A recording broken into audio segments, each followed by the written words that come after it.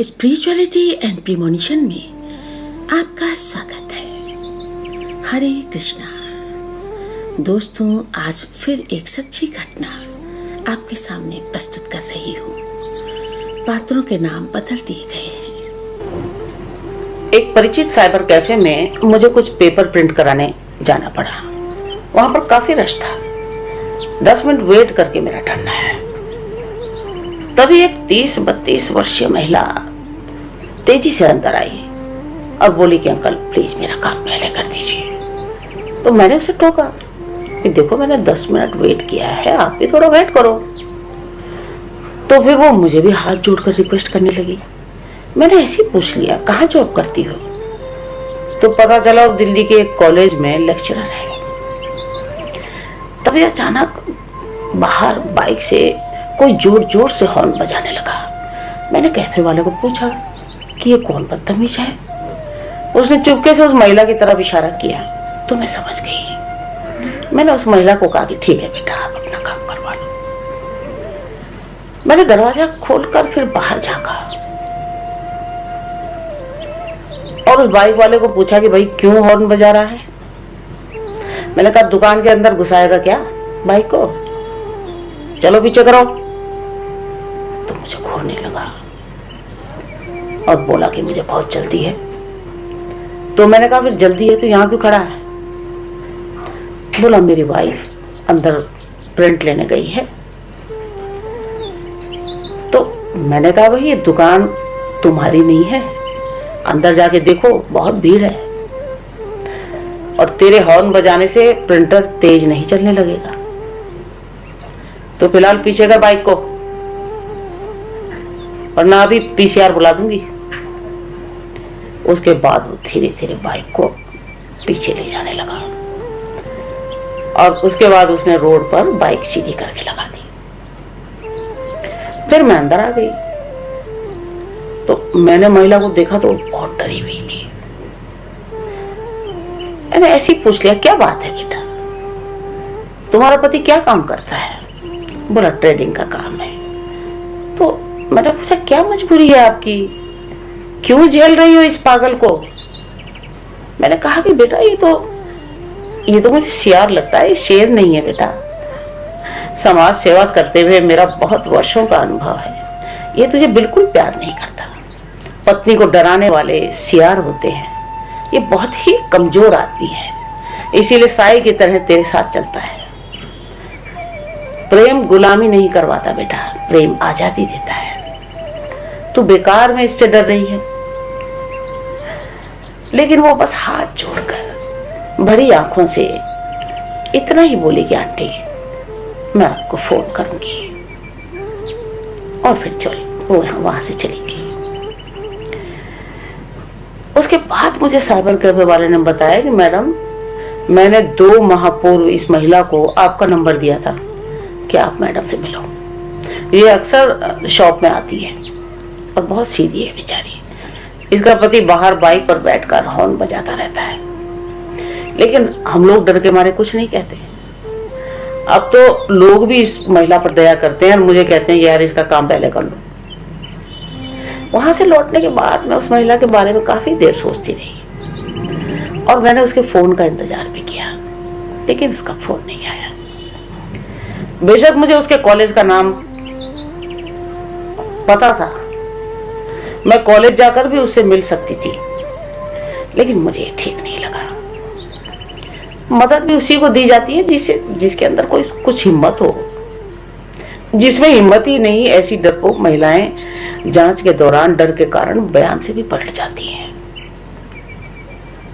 अब आप सोच सकते हैं कि इतनी शिक्षित होने के बाद भी लड़कियां घर वालों के दबाव में आकर बिना सोचे समझे विवाह करके गलत लोगों के साथ रिश्ता बना लेती हैं, गलत लोगों के हाथ पड़ जाती हैं। खैर 1 माह बाद दोबारा मुझे साइबर कैफे में जाना हुआ और फिर वहां पर फिर दोबारा से उस महिला का जिक्र हुआ। तभी शॉप पर बैठे एक सज्जन बोले कि मैं जानता हूं उस महिला के पिता को। उस महिला का नाम अनीता है, विवाह के लिए ये लड़का इसके घर वालों ने ही पसंद किया था। विवाह के तुरंत बाद ही इसका पति इसके साथ मारपीट करने लगा था।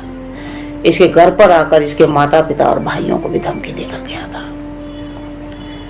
इसके पिता ये झटका बर्दाश्त नहीं कर सके और बीमार पड़ गए। एक साइड उनका पैरालाइज्ड हो गया, नौकरी भी छूट गई। इसके 2 छोटे भाई हैं, अभी पढ़ाई कर रहे हैं।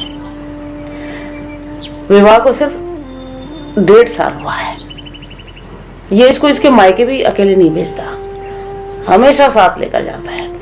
और इस लड़की को भी जब ये कॉलेज जाती है तो कॉलेज के गेट तक यही छोड़ के आता है और फिर लेने जाता है। लड़की बड़े लाड प्यार में पली इकलौती बेटी है।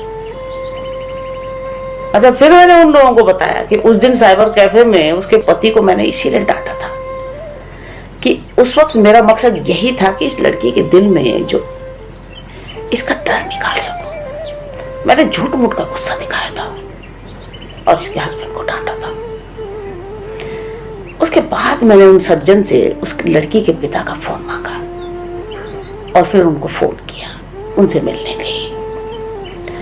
कुछ देर बात करने के बाद वो रोने लगे, बोले कि मैं अपनी बेटी की सहेली के फोन पर कॉलेज टाइम पर अपनी बेटी से बात करता हूँ, डायरेक्ट उसे कभी कॉल नहीं किया। मेरी बेटी बहुत परेशान है। वो मेरी बेटी को और हम सबको जान से मारने की धमकी देता है। बोले मैंने खुद ही ये रिश्ता ढूंढा था और मैं ही अपनी बेटी का गुनहगार हूँ। उसके बाद मैंने उन्हें स्पष्ट कह दिया कि ये तो सच है कि आप ही अपनी बेटी की इस दुर्दशा के जिम्मेदार हैं। एक बार तो सोचना था आपने कि बेटी लेक्चरर है तो दामाद भी पढ़ा लिखा ढूंढते। बोले बिचौलिए ने कहा कि बहुत अमीर परिवार है, एक ही लड़का है, लड़के का बिजनेस है। उसके बाद मैंने बिचौलिए की भी सारी डिटेल नोट कर ली और फिर उसके पिता के नाम से ही प्रशासन को लेटर लगवाया और सबसे पहले अनीता और उसके परिवार की सुरक्षा के लिए भी लिखा। तीसरे ही दिन पुलिस दामाद को घर से उठाकर ले गई और बेटी फिर पापा के पास आ गई। वो लगातार गिड़गिड़ाता रहा, समझौते की बात करता रहा, आज के बाद कभी नहीं मारूंगा। उसके घर वाले भी मैदान में आ गए, बड़ी कोशिश की, लेकिन लड़की ने सीधे तलाक की डिमांड कर दी। अब मामला कोर्ट में है। अनीता की वापसी के बाद से अब उसके पिताजी की सेहत में भी बड़ा सुधार है। अनीता ने उसके बाद फिर 3 माह बाद ही किश्तों में उसने कार ले ली थी। अब खुद ही गाड़ी चलाकर कॉलेज जाती है।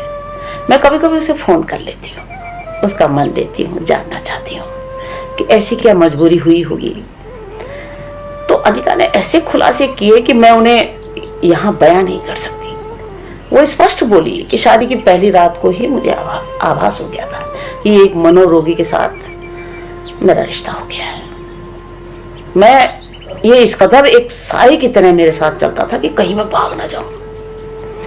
ये मुझ पर ही नहीं, ये अपने माँ बाप पर भी विश्वास नहीं करता। इसके पिता का ट्रेडिंग का बिजनेस है, उन्होंने कुछ दिन इसे अपने साथ रखा, फिर इसके कारण उनका बिजनेस खराब होने लगा तो उन्होंने इसे हटा दिया। ये ग्रेजुएट नहीं, खाली इंटरमीडिएट पास है, लेकिन मेरे पिता बहुत अमीर समझकर मुझे इसके साथ बांध दिए। मैंने पापा को उस वक्त पूछा भी था कि जब ये लोग इतने अमीर हैं तो बार बार वर्किंग लड़की चाहिए क्यों कह रहे हैं। विवाह के बाद से हम लोग रेंट पर ही रहते थे, सारे खर्चे मैं करती थी। उस पर सीनाजोरी और मारपीट तो रोज का हिस्सा था। इसका मुझे डराने धमकाने का एक ही उद्देश्य था कि मैं डर के समझौते करती रहूं। उसके बाद पापा की तबीयत ने मुझे अंदर से तोड़ दिया। मैं अपने माँ बाप को भी कोई सहयोग नहीं कर पाई। अब सोचती हूँ कि आप ईश्वर बनकर मेरे जीवन में आई और मुझे मुक्त किया।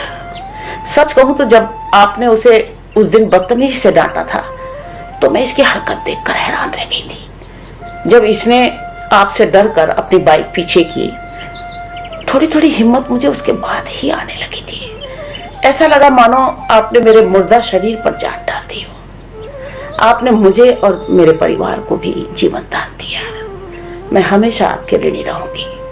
मैंने पूछा, अच्छा चलो अब छोड़ो ये पुरानी बातों को, अब इस घटना को एक बुरा स्वप्न समझकर भूलने का प्रयास करना और हमेशा सुबह उठकर सबसे पहले 5 बार ये सेंटेंस बोलना कि मुश्किलों और मुसीबतों से बाहर निकलकर आज मैं खुशहाल और सम्मानित जीवन जी रही हूँ। हे प्रभु, आपकी कृपा के लिए अनेकों धन्यवाद। ये रोज बोलना है। अनिता के चेहरे की मुस्कुराहट ने उसके पूरे परिवार को हरा भरा कर दिया। हे प्रभु, सबके दुख दूर कर दो। राधे राधे।